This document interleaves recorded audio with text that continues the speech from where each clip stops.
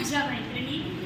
मी खरं तर स्वतःबद्दल बोलण्यासाठी पुढे आले की जेव्हा मी बी.एड केल्यानंतर 10-12 वर्ष तर समजा संसारामध्ये याच्यात गेले की पुढे नोकरी याच्यामध्ये मी पडलीच नाही. लग्न झालं, 2 मुलांचं शिक्षण, त्याच्याच मागे रोज उठायचं, सगळ्यांचं आवडायचं, डबा बनवा, यांना शाळेत पाठवा, मग घरातल्यांची कामं वगैरे सगळं. पण तेव्हा असं वाटायचं की कुठेतरी म्हणजे आता बाकीच्या जे एक्झाम आहेत CET, GED वगैरे की त्याच्यामध्ये पडायला पाहिजे, अभ्यास करायला पाहिजे, कदाचित पास झाले तर माझं पुढे काहीतरी होईल. पण घरामध्ये असं कामाच्या गडबडीमध्ये असं वेळच होता की स्वतःसाठी मी वेळच देत नव्हती. मग नंतर माझ्या भावाने सांगितलं की आता ताई सांबरे साहेबांची एक लायब्ररी आहे ना खानदेरीमध्ये, तू ट्राय का करत नाहीस असं. तर विचार केला ठीक आहे मी जाऊन बघते. मग सासूबाईंना विचारलं की मी जाऊ शकते का लायब्ररीमध्ये. त्या बोलले की माझा सपोर्ट आहे तुला, तू बिंदास जा, मी पोरांचं वगैरे सगळं करत जाईल. आणि मग माझं सगळं घरातलं काम आवरून आणि पूर्ण दिवसाचा जो टिफिन होता तो घेऊन मी लायब्ररीमध्ये जाऊन बसायची. आणि पूर्ण दिवस म्हणजे 9:30 वाजल्यापासून तर 6 वाजेपर्यंत मी तिथे अभ्यास करायची. आणि याचा मला एवढा फायदा झाला की मी त्या एक्झाममध्ये म्हणजे CET-मध्ये पास झाले, त्याच्यानंतर टेटची एक्झाम दिली, त्याच्यामध्ये सुद्धा मला चांगले मार्क्स मिळाले. आणि याचा फायदा असा की जेव्हा पालघर झेडपीमधून कंत्राटी शिक्षक भरती म्हणून फॉर्म निघाले, त्याच्यामध्ये मी अप्लाय केला, तर माझं सिलेक्शन झालं आणि मला झेडपी स्कूल आमचे ते मला शाळा मिळाली आणि आता सध्या मी तिथे कार्यरत आहे. तर त्याच्यासाठी मी सांबरे साहेब आणि मॅडम यांचं खूप खूप आभार मानते की आज त्यांची लायब्ररी नसती तर मी अजूनपर्यंत संसारच सांभाळत बसले असती.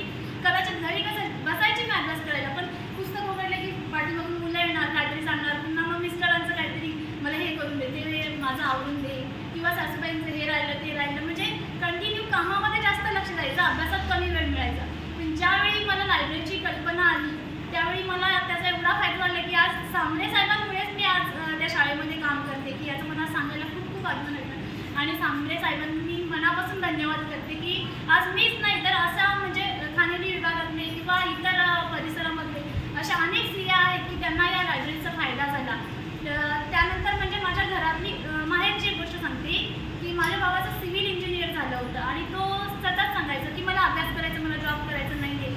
तर त्यांनी मग परमिशन घेतली की मी थोड्या दिवस 1-2 वर्ष मी अभ्यास करू शकतो का बाहेर जाऊन. वडिलांनी त्याला सांगितलं ठीक आहे तू जाऊ शकतोस, काही प्रॉब्लेम नाही. मग त्याने आधी अंबाडीच्या लायब्ररीमध्ये ट्राय केलं, पण तिथे असं व्हायचं की त्याचे मित्र यायचे नाक्यावर, अरे भूषण तू आहेस का, ये ना जरा नाक्यावर, आम्ही आलो. मग कंटिन्यू त्याला म्हणजे तिथे ना डिस्टर्ब व्हायला लागलं. मग पुन्हा त्याने घरातल्यांची परमिशन घेतली की मी झडपोळीला लायब्ररी आहे सरांची, तिथे मी ट्राय करू शकतो का, सांबरे साहेबांच्या तिथे मी राहू शकतो का. घरातल्यांनी त्याला परमिशन दिली, ठीक आहे तू राहा, तुझं करिअर आहे, तू करू शकतोस. मग तो 2 वर्ष सतत त्याने तिथे अभ्यास केला आणि त्याला म्हणजे सांबरे साहेबांच्या लायब्ररीमुळे त्याला कंटिन्यू म्हणजे 3 गव्हर्नमेंट जॉब मिळाला. एक म्हणजे जमीन सर्वे असतो ना ते भूमी अभिलेख त्याच्यामध्ये, त्याच्यानंतर पालघर झेडपीमध्ये, आणि तिसरा एक लागला की क्लास 2 ऑफिसर. तर आज त्यांनी 2 नोकऱ्यांना राजीनामा देऊन तिसरा क्लास 2 ऑफिसर म्हणून तो असतो सिंधुदुर्ग जिल्ह्यामध्ये कोणारकट्टा जो विभाग आहे क्लास 2 ऑफिसरची पदवीवर तो काम करत आहे. आज काम करून त्याला 1.5 वर्ष झाले, पण तो सतत म्हणजे आम्ही 3 बहिणी आणि 3घींपैकी माझं B.Ed झालं आहे, बाकी 2 बहिणींचं D.Ed झालं आहे.